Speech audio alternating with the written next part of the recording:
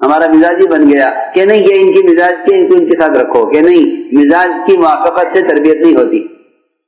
لوگ یہ کہتے ہیں کہ مزاج کی موافقت سے وقت اچھا گزرے گا. نہیں، مزاج کی موافقت سے تربیت نہیں ہوتی، تربیت ہوتی ہے مزاج کی مخالفت سے. یہ بات بہت مشکل سے آئے گی سمجھنے. تربیت کیسے ہوتی ہے؟ جی ہاں، پکی بات، مزاج کی مخالفت سے تربیت ہوتی ہے. اس لیے آپ کو معلوم ہونا چاہیے کہ 10 سال کام کے ہیں اور 13 سال تربیت کے ہیں. بہت مشکلات سے گزرے. کون؟ مہاجرین. جی ہاں، بہت مشکلات سے گزرے. 23 میں سے 13 سال بڑی مشکلات کی گزرے. تو یہ بات تھی کہ مزاج کے مخالف مزاج میں چلنا یہ مجاہدہ ہے، اس میں تربیت ہے. اپنے مزاج والوں کے ساتھ رہنا یا اپنے مزاج والوں کے ساتھ رہنا تو یہ کہ سیاحت ہے، دعوت نہیں ہے. اپنے مزاج والوں کے ساتھ رہنا سیاحت ہے، تفریح. جی ہاں، ٹورسٹ ہوتے ہیں وہ جو اپنے مزاج والوں کے ساتھ چلتے ہیں.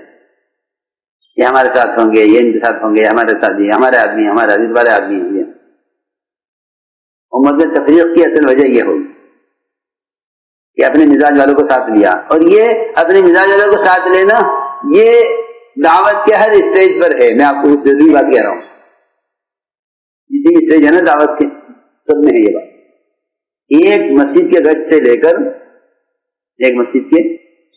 کر عالمی تقابل تک یہ بیماری پیدا ہو گئی. مجھے بات بہت غور سے سننی پڑے گی.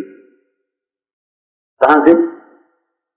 ایک مسجد کے گشت سے لے کر عالمی تقاضوں تک یہ بات پیدا ہو چکی ہے.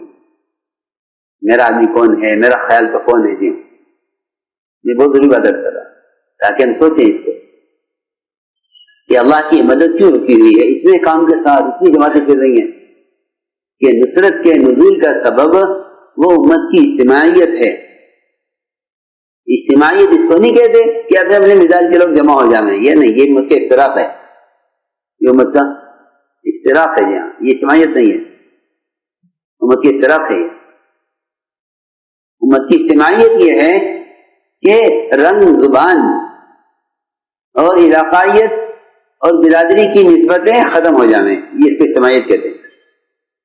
اس کو اجتماعیت کہتے ہیں. یہ غور کرنے کی بات ہے کہ مزاج کی مخالفت سے تربیت ہوتی ہے. اس لیے فرمایا اے اقسم اللہ کے راستے میں نکلو اپنے قوم کے علاوہ کے ساتھ. یہ حکم دیا حضرت اقسم کو، وَغُزُمْ عَغَيْرِ قَوْمِي. اس میں بڑی حکمت تھی. یہ آگے فرمایا کہ اگر تم اجنبی لوگوں کے ساتھ نکلو گے تو تمہارے اخلاق اچھے ہو جائیں گے اور تم باعزت ہو جاؤ گے اپنے قوم میں. قوم میں عزت بڑھے گی. کیوں عزت بڑھے گی؟ کہ یہ تو سب کے ساتھ چل لیتے ہیں. یہ ہے عزت کا راستہ، یہ ہے عزت کا راستہ. اس روایت میں یہ فرمایا یا اقسم وَغُزُمْ عَغَيْرِ قَوْمِي، اپنے قوم کے علاوہ کے ساتھ نکلو اللہ کے راستے میں، تمہارے اخلاق اچھے ہو جائیں گے. تو میں عرض کر رہا تھا کہ آپ کی حکمت یہ تھی کہ خواص کو رکھو عوام کے ساتھ تاکہ امت کے درمیان کی اونچ نیچ ختم ہو. یہ نہیں کہ آپ اپنے مطلب کا آدمی چاہتے ہیں کہ میرے مطلب وہ کون ہے، کہ سب کے ساتھ چلو، کہ سب کے ساتھ چلو. جی سب کے ساتھ چلو، سب کے ساتھ چلو. جب درجے بن جائیں گے تو حقارت یقیناً آئے گی. کیا بنیں گے؟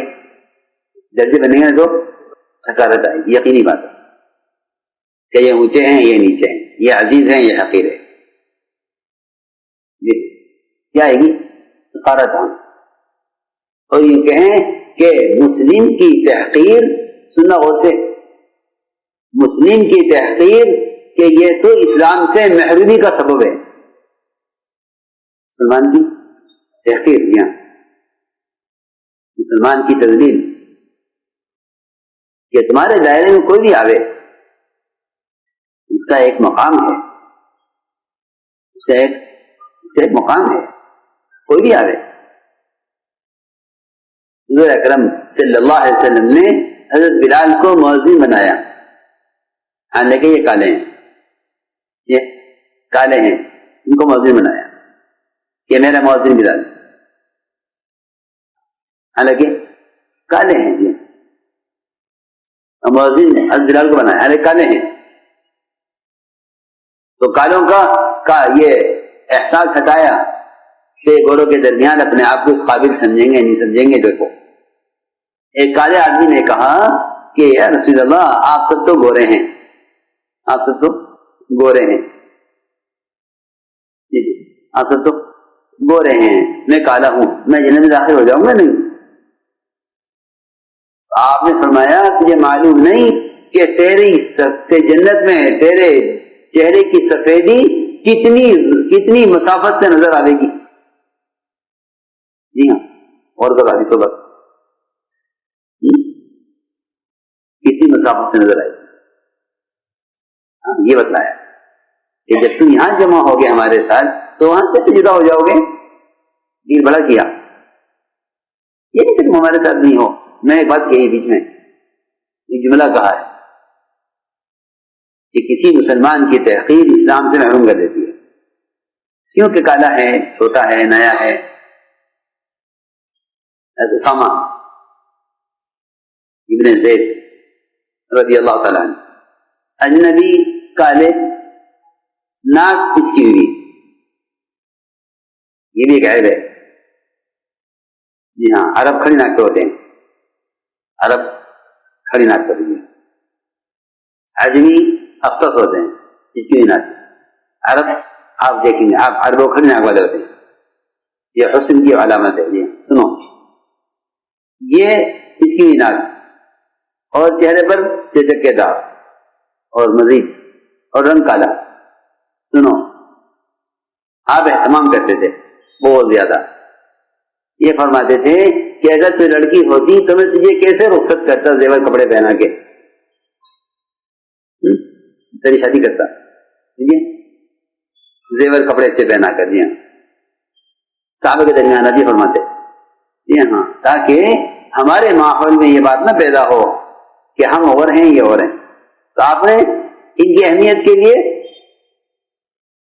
عرفات سے چلنے میں تاخیر کی. عجیب قصہ ہے، میں ایک بات عرض کی ہے، کسی محسن کو حقیر نہ جانو نہ حقیر کرو، نہ حقیر جاننا نہ اس کو حقیر بنانا، بالکل نہیں.